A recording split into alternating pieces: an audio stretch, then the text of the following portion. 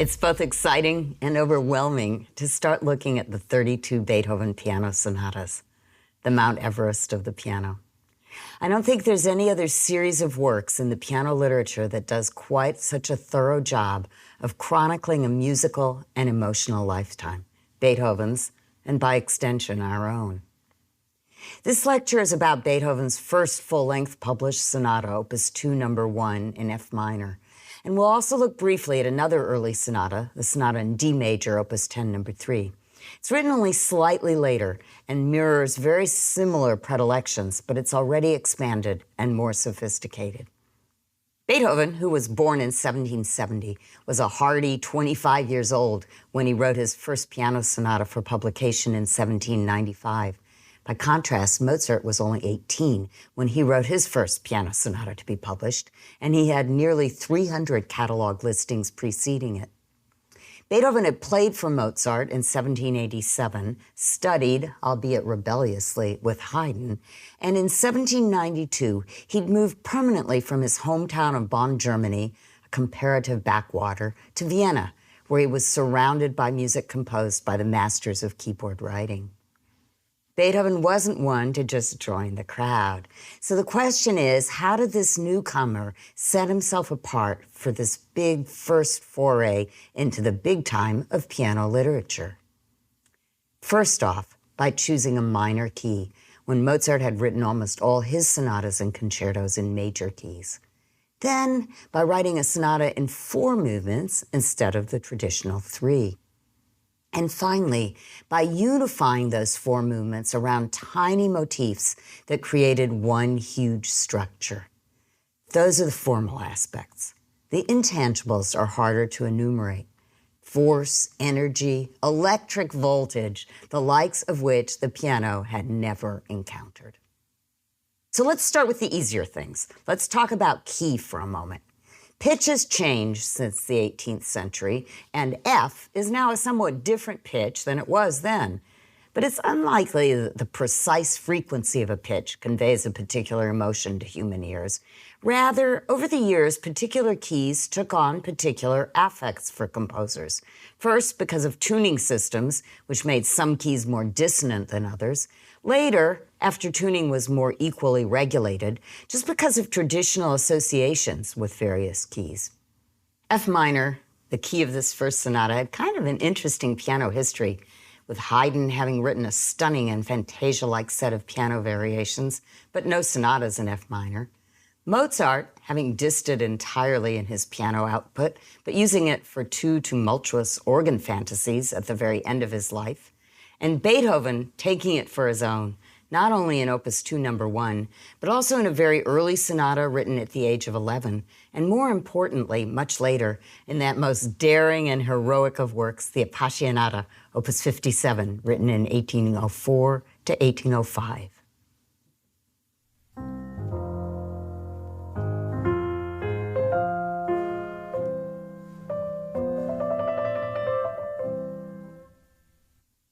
And then, some 20 years later, Schubert, no doubt well aware of the history, turned to it as well for this poignant F minor fantasy for 4-hand piano. It was written in 1828, and it's one of the most important works in the whole history of that genre. I need 4 hands for this one.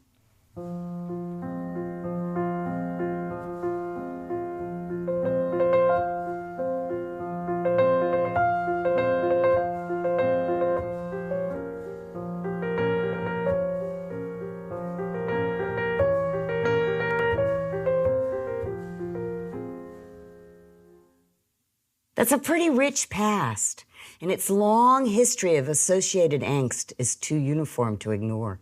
If we go back to Bach, we'll see that F minor conveyed pathos. Laurette Goldberg, an authority on Bach's keyboard music, characterizes the key as gentle calm, although dark and heavy emotional pain associated with some despair and immoderately moving. Expresses beautifully a black, hopeless melancholy and may cause fear and dread in the listener. Here's the opening to Bach's Prelude and Fugue in F minor from Book 2 of the Well-Tempered Clavier.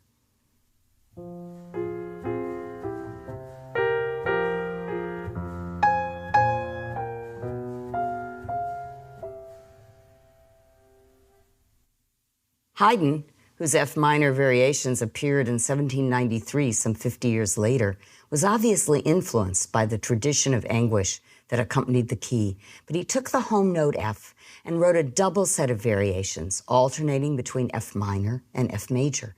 He was clearly fascinated by the dialogue between despair and hope, though it's the minor which wins at the end. Listen to the two in conversation with each other. Here's the minor.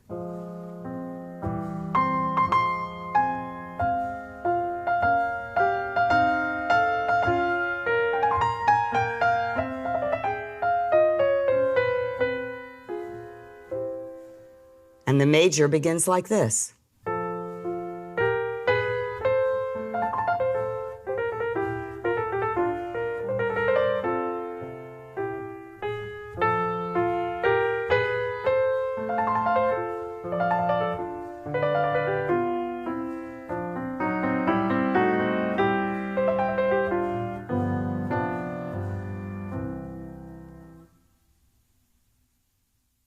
Beethoven is fascinated by that same F minor, F major dichotomy in this sonata, and he takes the unusual step of writing all movements of the sonata with the same tonic, or first scale degree.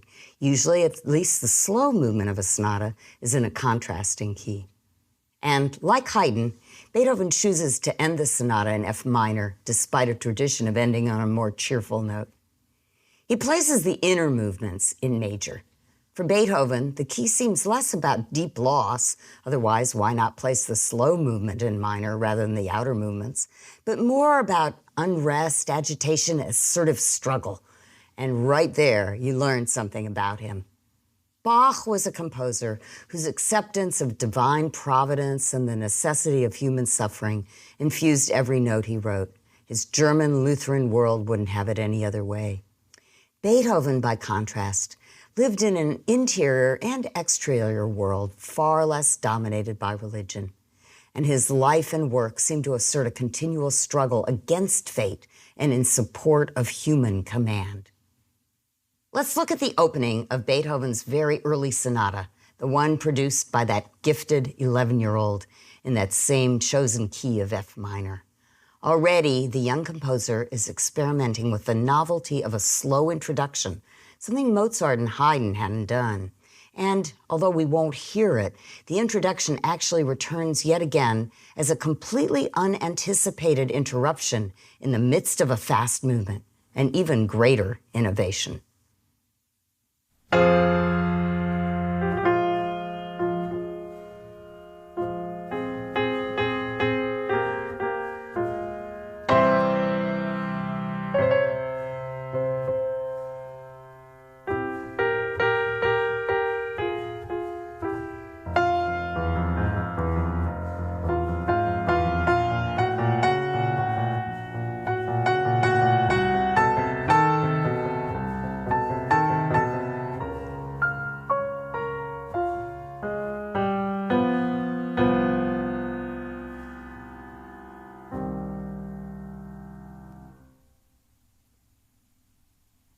The use of that introduction already foreshadows a lifetime of experimentation and daring.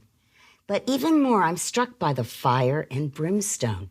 You wouldn't mistake that for Mozart, and not only because it isn't yet as good. Beethoven came of age at the time of the French Revolution. He was always attracted by the unexpected and original and by larger-than-life spectacle. In fact, he was later enormously enamored of Napoleon, seeing in him the heroic qualities he himself aspired to. We'll see how Opus 2 No. 1, written so shortly after the French Revolution, reflects that same unflagging determination to assert control and power. Now for size, because, of course, bigger is better if you're going to battle.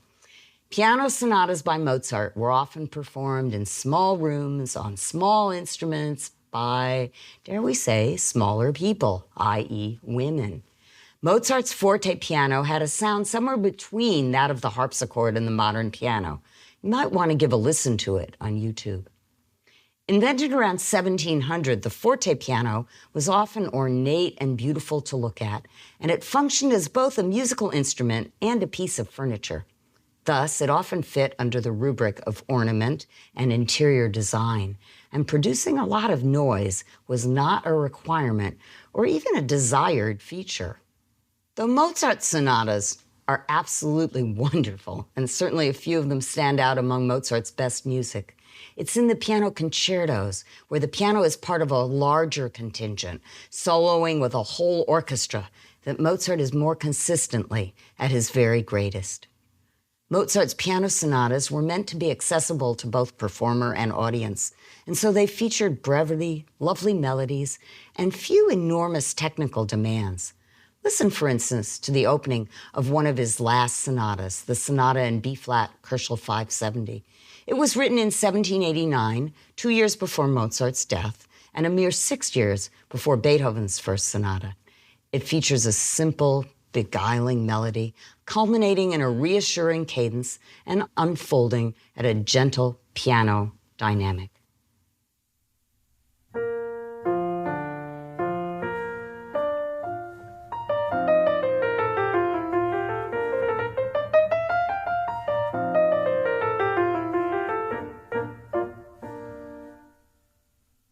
Notice the lovely shape of that melody as it gently curves around with that very smooth and singing line. It's no coincidence that Mozart was one of the greatest opera composers of all time. But Beethoven's musical life was already different from Mozart's. Mozart had started out as a servant to the Archbishop of Salzburg, and once he left that position, in some disfavor, one might add, having characterized that dignitary as an arch-booby, his entire career was marked by financial insecurity. He was the first major composer to attempt to, quote, freelance. That is, to survive without the regular patronage of either the church or one particular aristocrat, and it was a rough path to follow. Beethoven, on the other hand, was no one's servant from day one, and the rise of new bourgeois audiences, as well as his own personality, made that possible. He was gruff and macho and confident. So he began to thumb his nose at all of those set expectations about charming sonatas, and we see that happening already in Opus 2, number 1. Here we have not only the 3 traditional fast, slow, fast movements, but in addition, a minuetto inserted between the traditional slow movement and the final fast movement. Symphonies had 4 movements, and through enlarging the traditional proportions of a sonata, Beethoven creates mini symphonies at the piano. He was determined that the piano would take on heroic proportions, and it helped that his instrument would soon grow stronger and could increasingly withstand the new demands placed upon it. For the time being, though, Beethoven had to be content with a forte piano like Mozart's and substitute absolute will for desired decibel levels. And will he had in spades. In fact, as I reacquaint myself with this sonata, what I notice first and foremost is the sheer energy of it all and the fierce terseness of its construction. The first 8 measures of this piece tell us a lot, so I think it's good to start with a careful look at the very first theme. It sounds like this.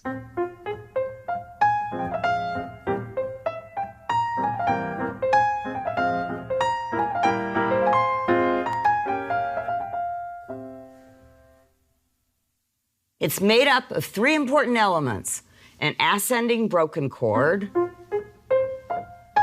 we call that a rocket theme, and a descending fast triplet that incorporates a little scale which launches that triplet on its way, and a neighbor note.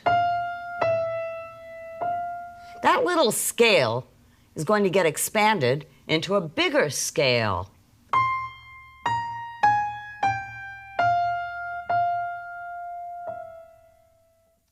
Neither the parts nor the whole form a particularly compelling melody. Those pedestrian materials, a broken chord, a neighbor note, a scale, appear uninspired. And just try to sing this opening tune. Good luck.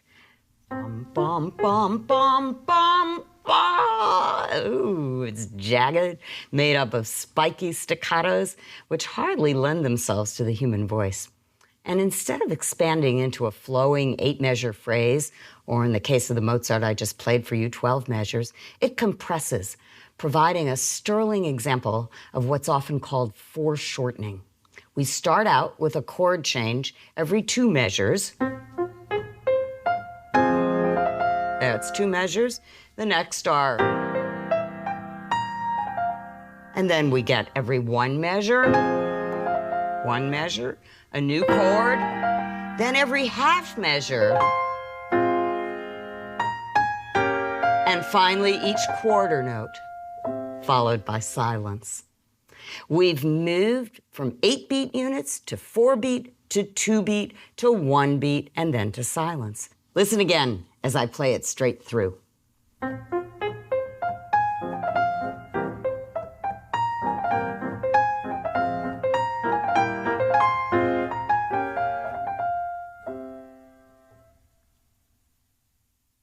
Just as steam gains power, the more it's compressed, so does music.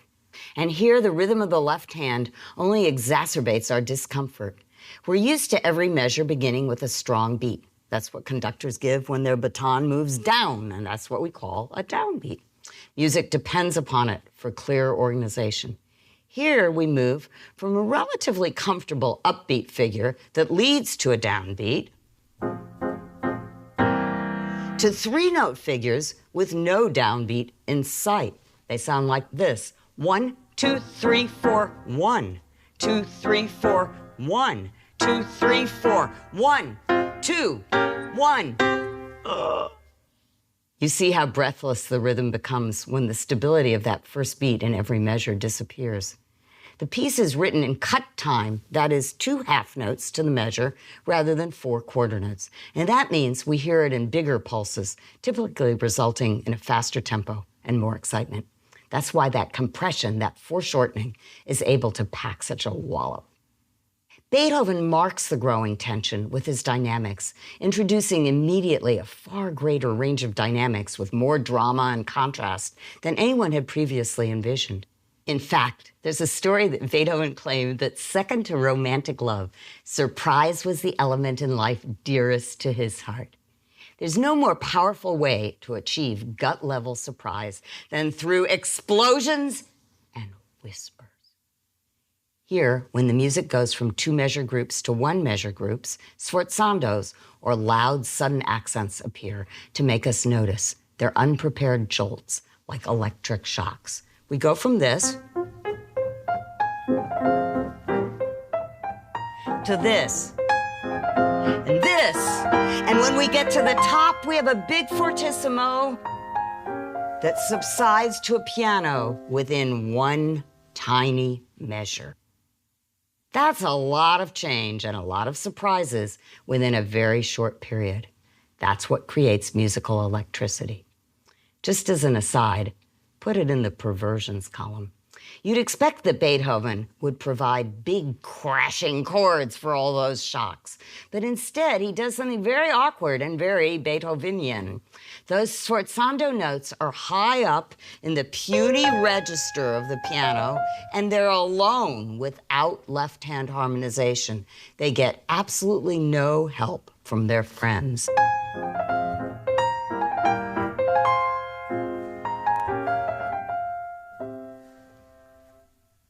That's Beethoven. Those notes are like the lone person struggling against all odds, and of course winning, but no victory is handed over on a silver platter.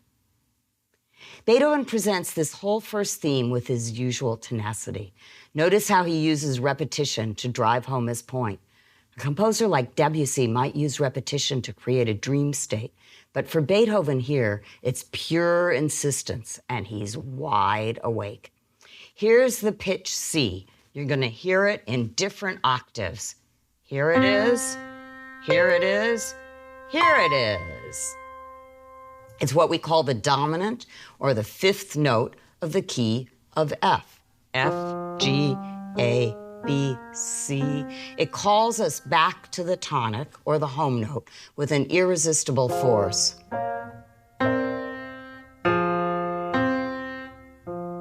Now let me play you that theme again and see if you can hear all the C's in both the melody and the accompaniment. First they're in the left hand and then they're in the right hand, and I'll try to bring them out.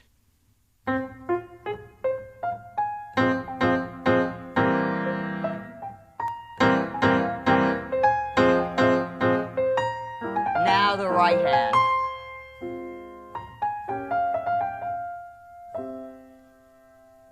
Beethoven wants us to be absolutely certain where we're anchored. But eventually, in music, as in life, we have to leave that safe harbor. Sonata form, and that's the musical form in which first movements of most classical period sonatas, symphonies, quartets, and other large-scale works are written, demands conflict, above all, between keys.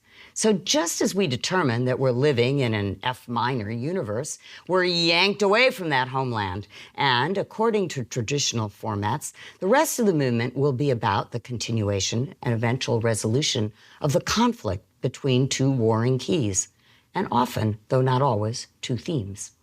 We'll have an exposition that exposes two keys, a development that prolongs the tension between them, and finally a recapitulation that provides reconciliation.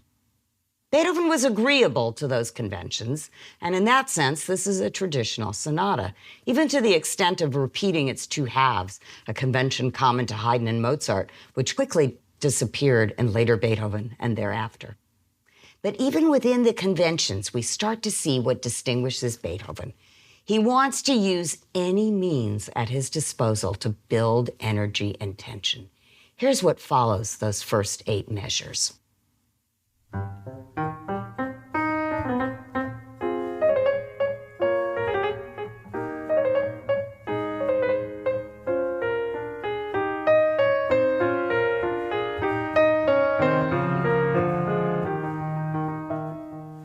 Do you hear how he snipped out the little triplet and used its agility to form a bridge to the next section?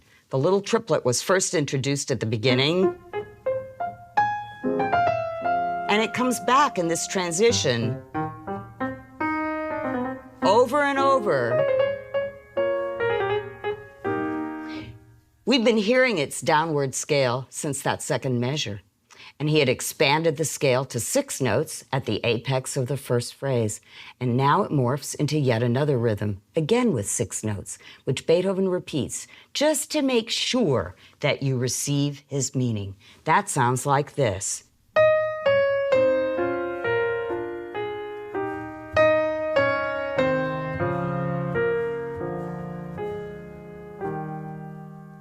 Beethoven was obsessed with these small connections and how they can be used to create larger and larger constructions while using the tightest, tautest means.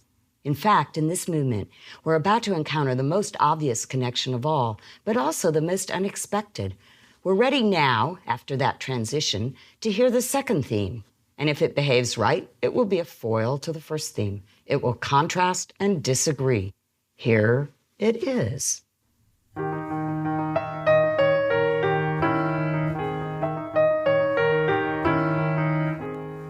But now listen to the first theme. And the 2 in succession.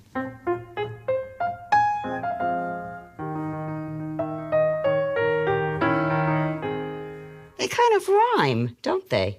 They share the same quarter note rhythm and the same broken chordal structure. Where they diverge is simply in direction. Whereas the first theme shoots upwards, covering a large segment of the keyboard, the second doesn't spread so far, and it spills downwards, with its notes connected rather than detached. And, of course, it is in a new key, this time major. Here Beethoven was following directions. That's what you're supposed to do. When you have a first theme in minor, you present a second theme in what's called its relative major, the major key that has the same key signature, same number of sharps and flats as the original key. In later sonatas, Beethoven will increasingly move away from those rules. But even here, where he follows them, listen to how he bends them by coloring major with minor.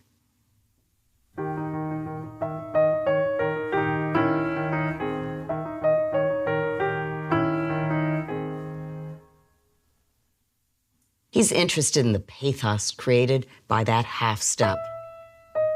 And he even places yet another sforzando on the offending wrong note to mark its prominence. Again, notice how this theme, despite being legato and covering a smaller range than the first theme, is more about explosiveness than melodic beauty. These themes are brief and based on small motives. They're about fragments and how to make something big out of something very small. They're really about the process of creation. We've looked at how Beethoven navigates the first and second themes of the exposition. Let me play for you from that second theme to the end of the first section, or exposition of the movement.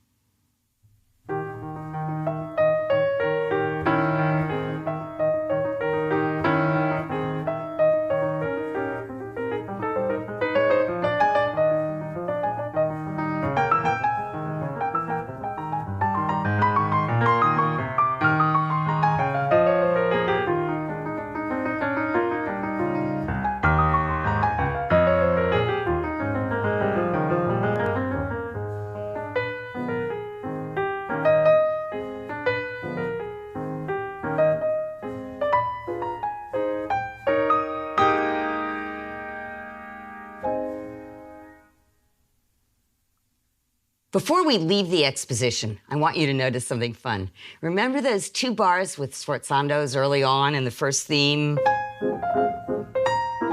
Now listen again to the closing idea that ended the exposition. Let me play those 2 ideas for you in even quarter notes.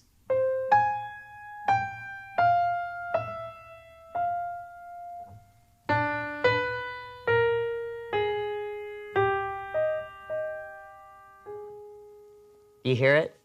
It's another connection. And just as the first theme culminated in left-hand syncopations and an arrival at a long top note, falling to its resolution, so does this one.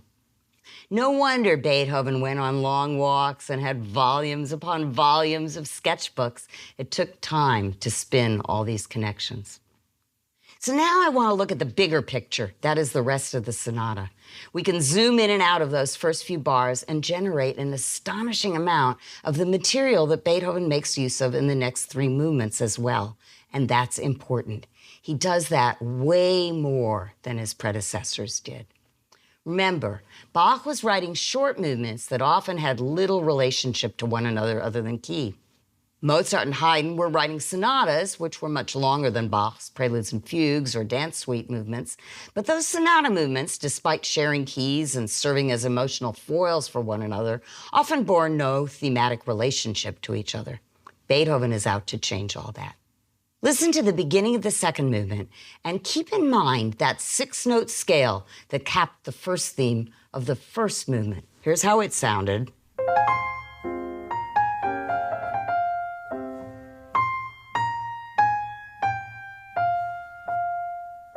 Now here's the opening of the second movement.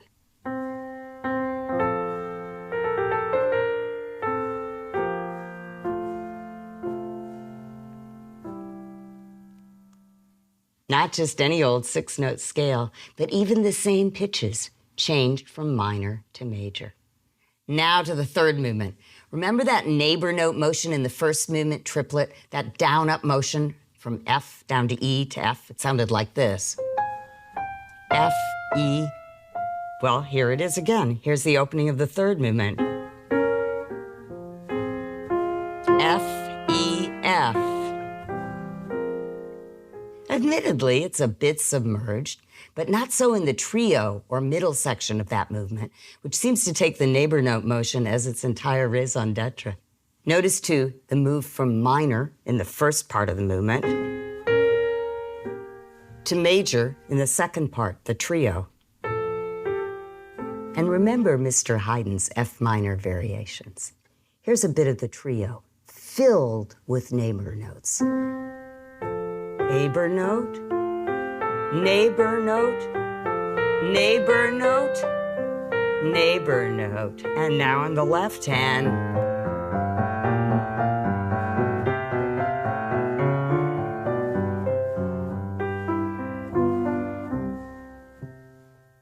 Finally, should you still have any doubts that this is a mere lecturer's fond imaginings, the fourth movement will make you a fervent believer. Listen to how it opens. And then, in the left hand, put together. Not only does it reiterate the neighbor note, it does so exactly as the first movement ended, in that precise register. The first movement ended. The last movement begins. Neighbor note in wild relief. Jagged in its staccato, fierce in its minor mode, unrelenting in its refusal to provide a singable tune. And the neighbor isn't enough. Then just a little later comes the 6-note scale, 3 times, as a matter of fact. Listen.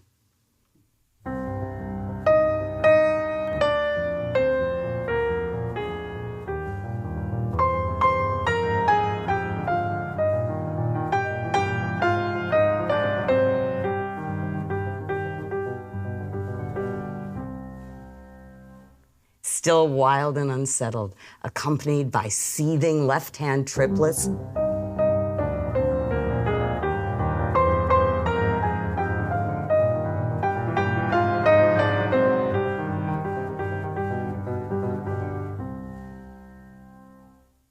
Broadcast a rough ride indeed. By way of contrast, here's the third and last movement of that Mozart sonata I played for you before, Kochel 570.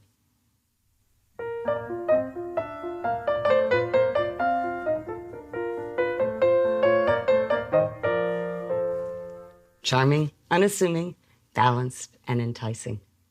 There's no question that Mozart could be far more agitated than that excerpt reveals.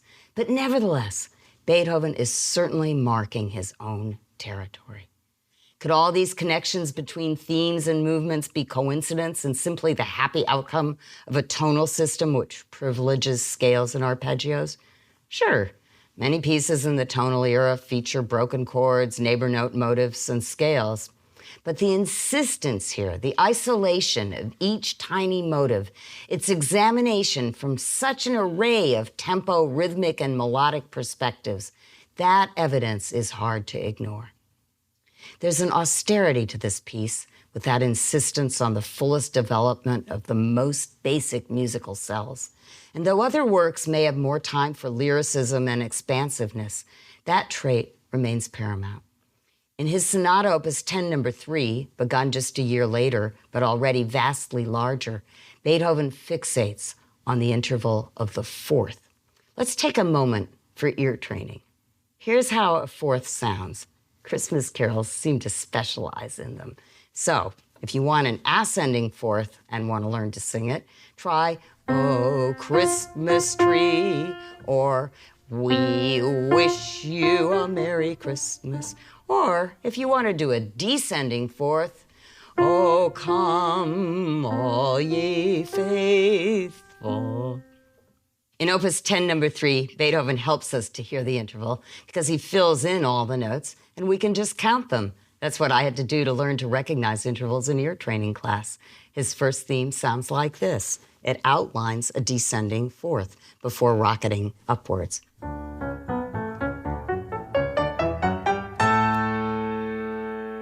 And after that, the fourths veritably swarm.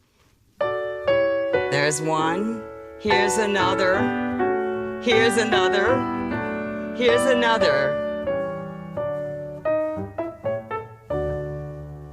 It's not just in the first theme. Listen to the second one.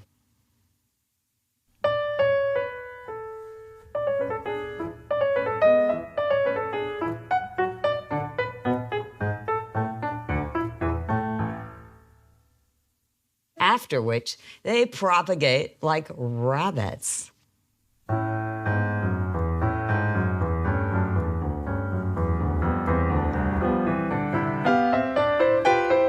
In every direction, in every hand. The whole first movement features an unending stream of such births. Lest you think those fourths might face later extinction, no danger. Like rabbits, the fourths are here to stay. As in Opus 2, number 1, the third movement is a minuetto, again with a middle trio section. This is how that trio begins. Unmistakable fourths in bold letters, as loud and brazen as they come. The last movement takes refuge in cagier strategies. It's as if we've entered some clandestine space, just us and the fourth, plotting some covert mischief. We start with introductions. Wer bist du? Who are you? And our friend tumbles all over himself trying to give a proper answer. I am the humble fourth who came here and cannot bear to leave the place where I have made my home. I'm having a hard time leaving these early sonatas too. In each case, tiny, inauspicious embryos have miraculously given birth to huge structures and a whole carnival of interrelated ideas. Why does that matter so much to us? I think it's because these pieces bind together logic and emotion with such galvanizing force. The progression from one thought to the next is inescapable, yet the variety of thoughts engendered appears infinite. These early pieces are about fragmentation and unification and inexorable energy. All fledgling characteristics as yet, but ready to explode. Stay tuned. There are 32 sonatas in all, and Beethoven will have a lot more to say about how to build them. Each sonata is an essay in new possibilities, but we're going to skip to one of the very last to see where Beethoven lands. Join us in the next 2 lectures.